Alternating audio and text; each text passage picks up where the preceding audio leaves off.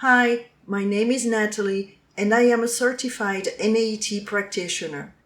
I am French, but I've spent most of my adult life in Mexico. In this video, I'm going to speak about Lyme disease and how it can be treated, and also provide you with some information that you most probably have never heard of.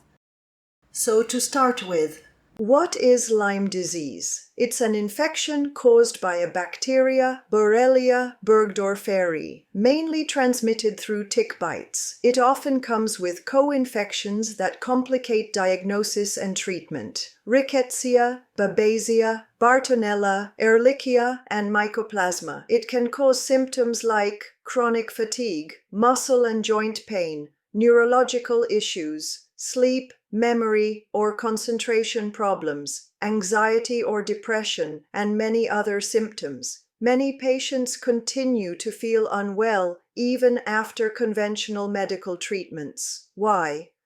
Because in many cases, the pathogens were never fully eliminated. And here again, you could ask why antibiotics failed. Bacteria like Borrelia and its co-infections can hide inside biofilms, protective layers that shield them from the immune system and antibiotics. These biofilms act like camouflage, allowing the infection to persist quietly, often undetected by lab tests. This ongoing hidden infection can trigger new allergies, intolerances, and emotional blocks, which keep symptoms active even when standard treatments seem to have worked. What if you've already done antibiotics, but you're still sick? Many people with Lyme continue to suffer for several reasons. Borrelia and other bacteria can hide in biofilms, protecting them from treatment. The infection may trigger food intolerances, emotional stress, and nervous system dysfunction. The body can remain stuck in survival mode, constantly on edge. What is a biofilm? A biofilm is like a sticky shield that surrounds bacteria and protects them. The immune system can't detect them. Treatments can't reach them, but you still feel the symptoms. Most allopathic doctors are not trained to recognize biofilms, so when lab results come back negative, they often assume the infection is gone, even though the pathogens may still be hiding, active, and triggering symptoms. This is why many people relapse or don't improve, even when their tests come back negative. I was taught about biofilms in my NAET trainings, and I know that most doctors don't take them into consideration, which is terrible because so many patients still suffer from Lyme thinking antibiotics worked when in reality they didn't. I asked ChatGPT to quote some sources and references, and here is the text written. What are biofilms? A biofilm is a structured community of microorganisms, like bacteria, that attach to surfaces and produce a protective matrix, slimy layer, that helps them survive in hostile environments, including the human body. Bacteria in biofilms are up to 1,000 times more resistant to antibiotics than free-floating planktonic bacteria. Biofilms have been implicated in many chronic and recurrent infections: Lyme disease, urinary tract infections, sinus infections, chronic wounds, dental plaque, and even infections related to implants or catheters. What do doctors know about biofilms? Widely recognized in some fields. Dentists, wound care specialists, and orthopedic surgeons are typically very familiar with biofilms because they encounter them in things like dental plaque, infected implants, or chronic wounds. Hospital infection control teams also understand biofilms, especially in the context of catheter-associated infections or medical devices. Less awareness in primary care and general practice. Most general practitioners, GPs, and even many infectious disease specialists don't routinely think about biofilms in chronic infections like Lyme disease, chronic fatigue, or autoimmune disorders, because biofilms are not part of the standard diagnostic or treatment protocols. Conventional lab tests often fail to detect bacteria in biofilms, leading doctors to believe the infection is gone when the test comes back negative. Many medical schools don't teach in depth about the clinical implications of biofilms outside of specific, well-known infections. In the case of Lyme disease, research suggests that Borrelia burgdorferi can form biofilm-like colonies, especially in chronic stages. Studies, e.g. from Johns Hopkins, University of New Haven, have shown that these forms are more resistant to antibiotics. However, mainstream treatment guidelines, like those from the CDC or EDSA, do not yet integrate biofilm theory into Lyme protocols. So while some integrative, functional, or naturopathic doctors are more aware of biofilms in Lyme, most conventional doctors are not trained to consider or treat them, which leads to underdiagnosis or dismissal of persistent symptoms. Scientific research about Lyme and biofilms. First, University of New Haven, Dr. Eva Sappi. Dr. Eva Sappi is a leading researcher in Lyme disease. Her lab has shown that Borrelia burgdorferi can form biofilm-like structures that make it more resistant to antibiotics. Borrelia forms biofilm structures which may contribute to chronic infection and antibiotic resistance. 2. Johns Hopkins University. Persistent Lyme forms.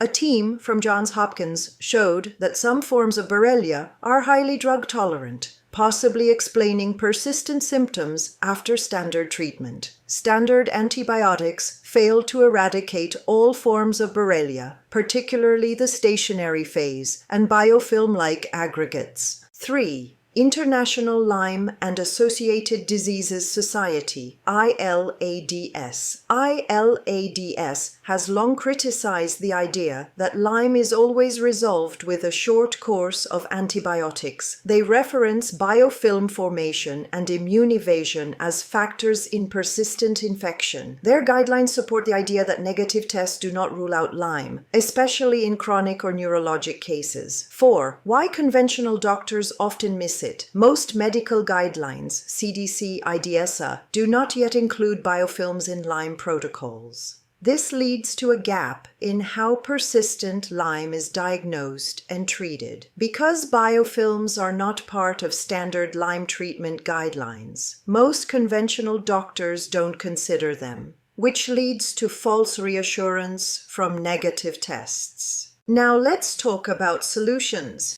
How can NAET help in Lyme cases? With NAET, we can detect Borrelia, co-infections, and related toxins, including when hidden in biofilms, treat after effects like food intolerances, immune dysfunction, or brain fog, help the body release energetic blocks and restore balance. Why can NAET help even after medical treatment? Because many people still have symptoms due to the bacteria being still present hidden in biofilms, new allergies or sensitivities triggered by the infection, toxic load, heavy metals, mold, chemicals, emotional trauma from being chronically ill, and energetic imprints the body hasn't released. With NAET, we address Borrelia co-infections, Bartonella, Babesia, Ehrlichia, Rickettsia, etc., heavy metals, mold,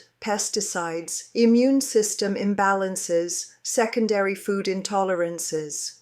NAET helps with symptoms like persistent fatigue, muscle or joint pain, brain fog, multiple allergies, food sensitivities, anxiety or depression related to chronic illness. Millions of people live with fatigue, pain, brain fog, anxiety, insomnia, inflammation, and often they're given diagnoses like fibromyalgia, chronic fatigue, autoimmune disorders like Hashimoto's, or simply, your labs look fine, but something isn't right, and you know it. So, what's really going on? One of the most overlooked or misdiagnosed causes is chronic Lyme disease. Borrelia, the bacteria that causes Lyme, can hide in the body for years, protected by biofilms, a shield that makes it invisible to the immune system. Antibiotics often don't fully eliminate it. And the most frustrating part? Traditional blood tests don't always detect the infection.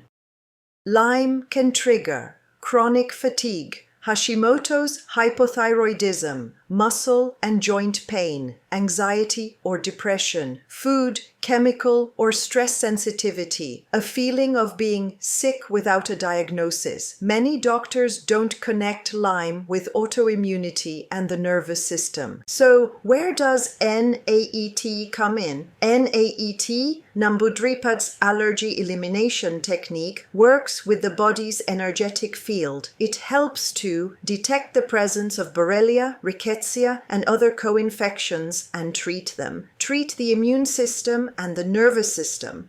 Clear food intolerances and emotional blocks.